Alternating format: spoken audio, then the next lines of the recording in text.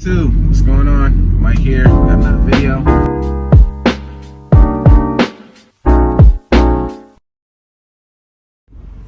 Morning YouTube, Mike here. Alright, so I'll do something a little different today. I'm at my first job. This is a Electrolux dishwasher not coming on. So I'm gonna go in there, probably take some pictures so you guys can see where I'm at. And probably come back with a little explanation on what I did, what I need to do if I gotta order parts and stuff like that. Disclaimer now, this is coming from an experienced technician, so I do things a little differently than somebody that was new, and also you know, just show you guys a different experience from somebody who's been doing this for a long time. Now, there is no, I'd like to say there's pattern recognition, but you always have to verify that pattern. I don't know why people say pattern recognition is wrong. It's like going to a Whirlpool dryer not heating. You're not gonna go look at the heating element. You know what I'm saying? You find a problem at the heating element, you're gonna be able to check everything else. Most people don't. If they tell you they do, probably not. But anyway, let me go inside here, get my mask, and I'll be back with you guys.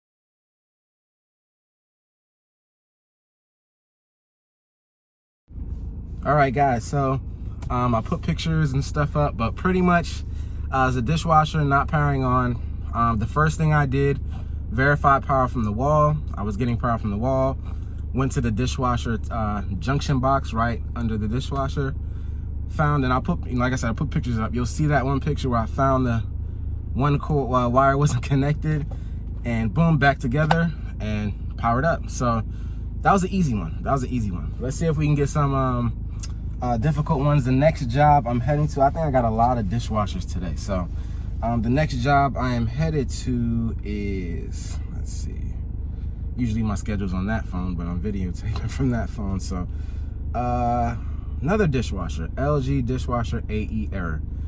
Now AE error tells me that there's a leak somewhere, so we'll see. And this is a COD job. This call I just went to was a warranty call, so little different aspects. So all right, I'll catch you guys on the next call and let you guys know what I find. I'm not gonna once I get there, I'm just gonna, you know, go in the house, do my thing, and then when I come out, I'll give you a synopsis of what went on. All right.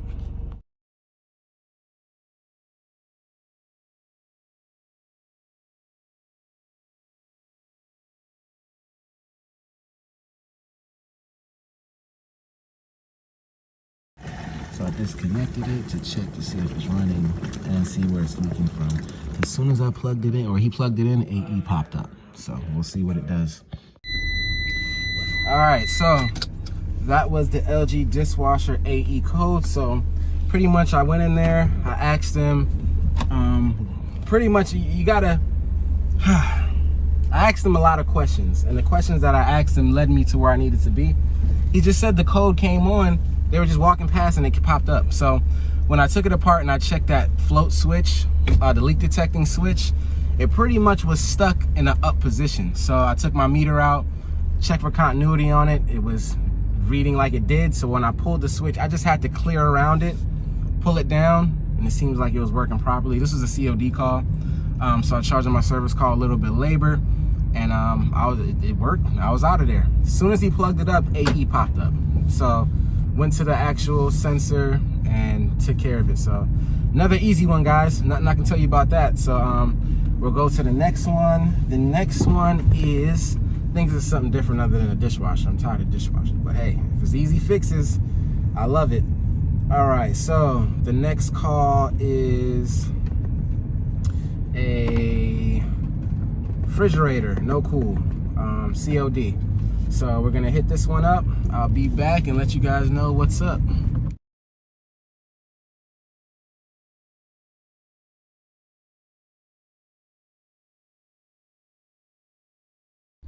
Okay, so this last one I put up, I really couldn't take a lot more pictures, but pretty much it's a seal system leak.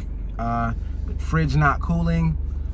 Just definitely has a seal system leak. How I go about that is the quickest way to do it, because I was literally in there 4 or 5 minutes. So go there. I see, open the doors, check the fans are running, or I hear the fan. Obviously I felt with my temperature gun, but I can feel with my hand that it's not, all right, it's not freezing, it's not cold. Went to the back, touched the condenser coil, room temperature. All right, you got a seal system leak. Compressor's running. So this is a tenant landlord situation. So what I'm gonna do is, like I said, I don't do compressors. So I have a guy who I work with, and I can give him a price for that, or I give him a price to charge it up, which is a temporary fix, and I let them know this is temporary. It can last you 6 months to a year or so until you want to get another fridge or whatnot, or they can pay the price to get it fixed fully. But for the most part, they're not. This is like a, you saw the picture, it's a Frigidaire top bottom mount to do the compressor, and it's a leak in the evaporator. So I did see that. Where once you look at the evaporator, you can see where a small portion of ice will build up. It won't be over the whole thing, but usually that's where it is. And I'll give them a price to change that and do all that. And if they don't want to do it, if they don't want to do either, then they just gotta pay my service call and they can deal with it. But all right, on to the next one. What we got next? Let's see. Man, I had 8 calls today. I don't know if I'm gonna go through all 8 calls with you guys, but we'll go through most of them. I got a GE refrigerator ice maker that the ice is broken again. She can't get any ice out. Okay, so that's what we're heading to next. After that, it's another COD. I don't know what it's for though. My wife. And then I have a washer leaking after that, and then I have 3-in-1. I'll probably do the 3-in-1 with you guys, because usually nobody's like, that customer doesn't really bother me, so I can probably take some video inside on that job. It's a stove, washer, and a dryer, so we'll see.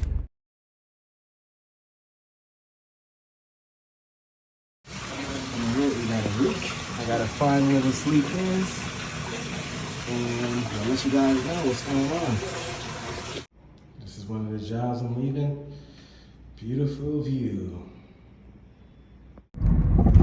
All right, so that last job with the washing machine, pretty much couldn't find where it was really leaking from. I did adjust the inlet fill, not the tube, but it's a plate.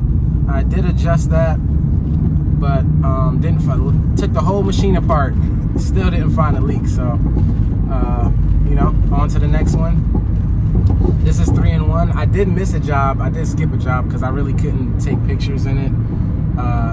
It was a Samsung ice maker issue. And whenever I get a Samsung ice maker that needs the ice maker kit, I just refer it to Samsung because, it's free of charge for them, especially a COD job.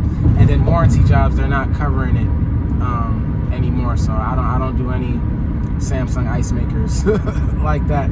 What I do though, since they have to pay, as a COD, and I do charge them like $125 service call and labor for taking out the ice maker, cleaning it up, getting it back all where they can at least use it until they get, Samsung to come out and do the ice maker kit for them. So I did miss that one. So I'm heading to my last call now. It is 12:52. Seven calls I did today. 7 stops. So it's 12:52. And I am headed to a stove, which I have to change the overlay on it, and then I have suspension rods for the washer, and then the dryer.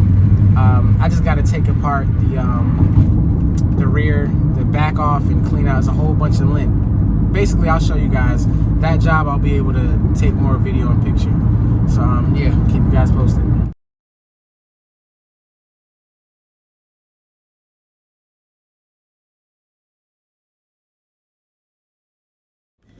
All right, so I'm pretty much just changing this overlay on the stove. So we'll get this done real quick.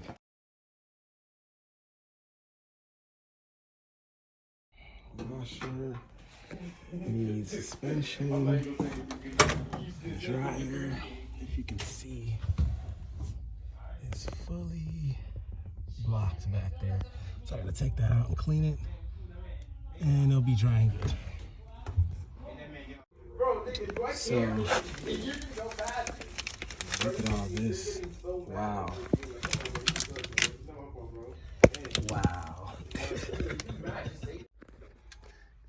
all that. Man, a lot of stuff, man. All right, change suspension. Everything is good. I also had to kind of rig something up because what the hell? That's rust. And basically now no shaking. So even if I would have changed the suspensions, like that, it still would have been shaking. So, all right, YouTube, man. That last job was in the garage. It was hot. So you saw the dryer, how bad that was. The washer changed suspension, but not only top of that, I didn't realize that one leg has rusted out. And it's a warranty card. They're not going to cover that. So I just did the suspension, propped something up under that leg so it stays stable. Because even if I would have changed the suspension rod with that wobble, it still would have been wobbling back and forth. So the oven was just that decal. And yeah, that was it. So pretty much done for the day. Hope you guys like this little, you know, how I did this. I'm gonna try to have it a little better where I can do a little bit more. And today it wasn't so complicated. I had a lot of easy jobs today, so you know, that's that. But yeah, appreciate you guys, and yeah, if you like it, let me know. I'll keep doing these things, you know. In certain jobs I'll try to, you know, be able to bring in the camera a little bit more. It all depends, you know. So all right guys, appreciate you. I'll be back with another one.